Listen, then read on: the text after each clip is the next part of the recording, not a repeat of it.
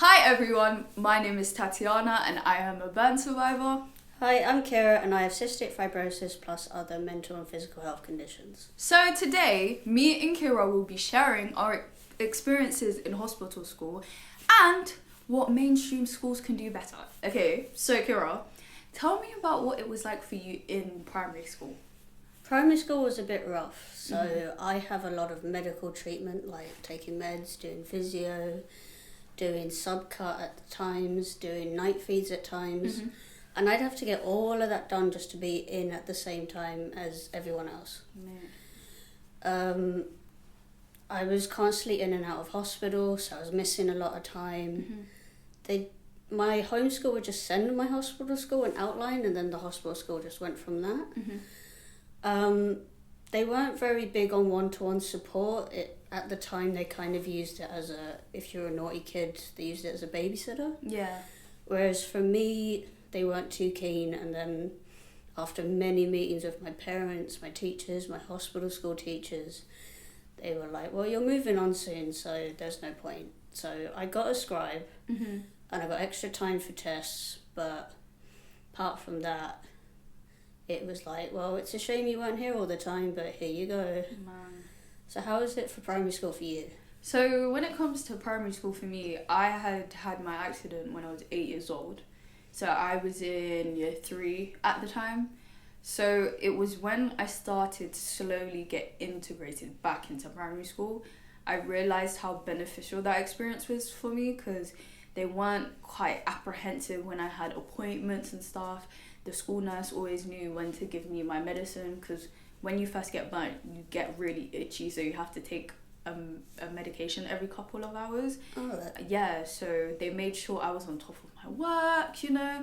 They were really protective of me, and I really appreciate that. But they also made sure that I was able to enjoy the same things that my peers were enjoying. So year 5 we went swimming. They made sure I went swimming, you know. When I was in hospital for like skin grafts and other things, they would make sure that I had letters or cards to say get well soon. Like, I remember, I think even a few of my teachers came to visit me in the hospital, and I think that was a really good stepping stone and a really good start for me, and it made navigating this new kind of space in my life as a young burn survivor much easier. Okay, so now that we've both shared our experiences in primary school, Ciera, I would like to know what secondary school was like, college and university as well. Yeah, so secondary school was a lot better for me in terms of support. Not only the teachers, but all the other students were very supportive as well. So like they let me take certain tests a year earlier, so that I had less to stress about, and I could just like take it in chunks. That's good. Which is a better chance of me passing. Yeah, I didn't until I got to secondary school. But even on an emotional basis, because if I was sick, they would send a card and some sweets in to me, like you with primary school. Yeah. And it just felt like I wasn't forgotten. And yeah, overall they were so much more supportive. Sometimes too supportive, because I'd go into hospital school, and as you know, like you're very ill. You haven't got the same time. Yeah. But some teachers thought I did, and more time. So they sent me so much work in once. Oh gosh. That my hospital school teacher was like, yeah, even if you had that time in hospital that you would at school, you're not getting this done. So don't push yourself to get it done. So yeah, I overall enjoyed it. The only downside was the message I was getting, which was you're not good enough academically. As a person, yes, but not academically. So like I just remember being pulled into a room at year 11, which was like, you're the oldest, this is your time in the school, and they were like, yeah, you're not academic enough for uni. Oh gosh. So we're going to send you off to work experience for half a day every week.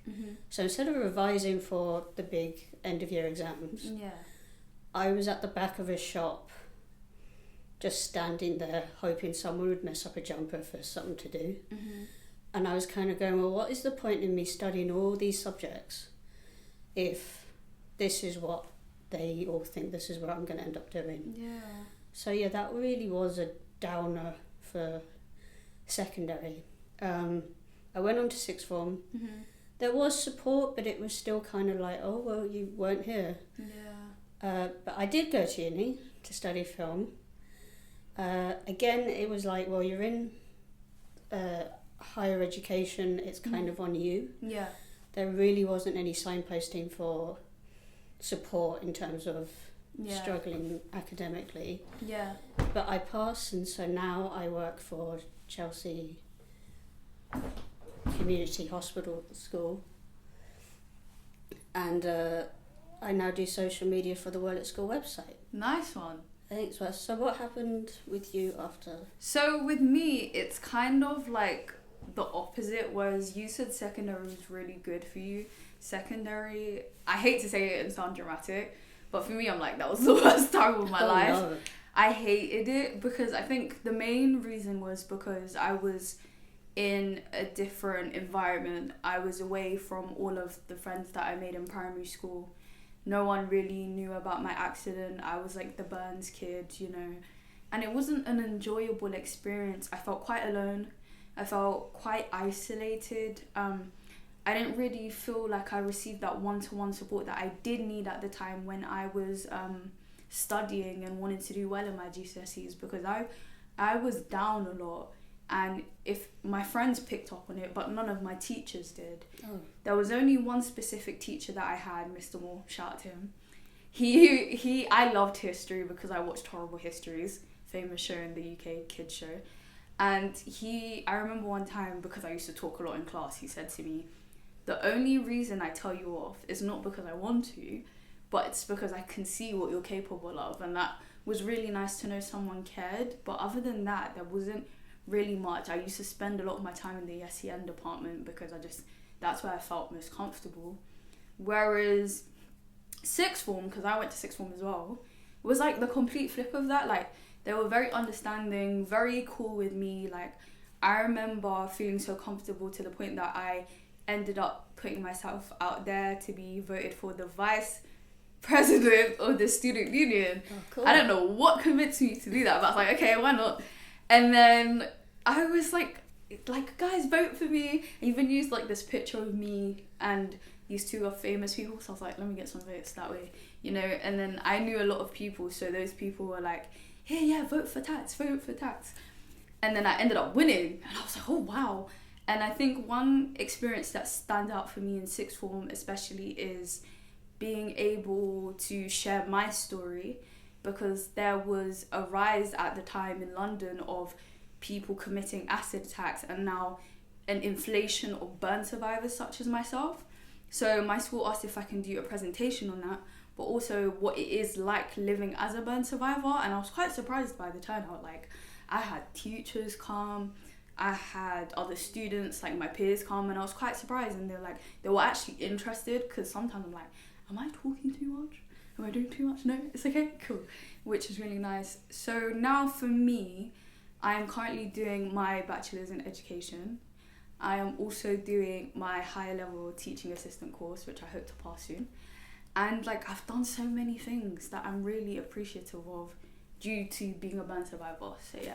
Oh, that's great. Yeah, man. Well done. Okay, so we've both shared our experiences of secondary, college and university, and now quite similar but also quite different, right? True. Right. So now we look to everyone, and me and Ciera are going to be sharing what mainstream schools can do better to help kids who were once like we are. Ciera? That's right. So point one is that the information and education between hospital schools and home schools is stronger. I remember my hospital school being very accommodating to my home school. It was almost like hospital schools were second to home schools, which really isn't true. Like, since I've started working here, I've noticed that sometimes home schools will just straight up ignore a hospital school, or which can be very detrimental to the student who's not only unwell but is now worried about education. Mm-hmm. So this has to change in both how each of the schools see each other, which should be as equal, and that I think young teachers should spend time in hospital schools and see this side of what happens, because I think it is a lack of knowledge and understanding that leads to this unbalance of things. Point 2 is knowledge of different ways to progress through education or work. It's really weird how you're told you're unique, that you're an individual person, but everyone has to go through the same way. And if because of being in hospital or your neurodivergent or whatever reason, you end up with not fitting in with the, like, going to sixth form, going to uni path, and yet I was never told of other paths. I was never told that unis had different types of courses. It was more just exam-based courses, never coursework-based, which is what I'd done. So I think there has to be a greater knowledge in what's out there and what you can do. Third point is willingness to adapt. Again, I find that because of my condition, I was always adapting to education, and education wasn't adapting to me. That's a nice point. So I just found it really odd, again, like my previous point, that there is these different paths, but there's only one kind of lit up for you. And I really feel like we need to break down those walls and show that there's like multiple ways for people with mental health or physical health to get to where they want to be. There isn't a, well, you can't do this, so you can't get it mentality. I understand that. So now I'll be sharing some of the other points. So point 4 is it's important that mainstream schools instill belief into children who are experiencing difficulties, whether it be with their mental health or their physical health. We don't ask for much, but we just ask that you give us a chance and allow us to develop and also assist in that and help us find ourselves as well. Because once we do that, the things that kids who are like me, who are like Ciera, we're able to achieve greater things. Point 5 that I would like to make is emotional empathy, and that is a big part of a hospital school child's experience. We face a lot, and sometimes when going back into our normal everyday lives, it can feel so overwhelming and too much. It's up to mainstream schools to give hospital school kids that chance and that space and understanding of their emotions and letting them process it in their own way, because there's, as Ciera stated earlier, there's no one-size-fits-all approach for everyone. Everyone requires different things, and it's important that mainstream schools understand that as well. Like, we don't ask for much. We're not VIPs, okay? We don't ask for much. And the last point that I would like to make is teachers' understanding.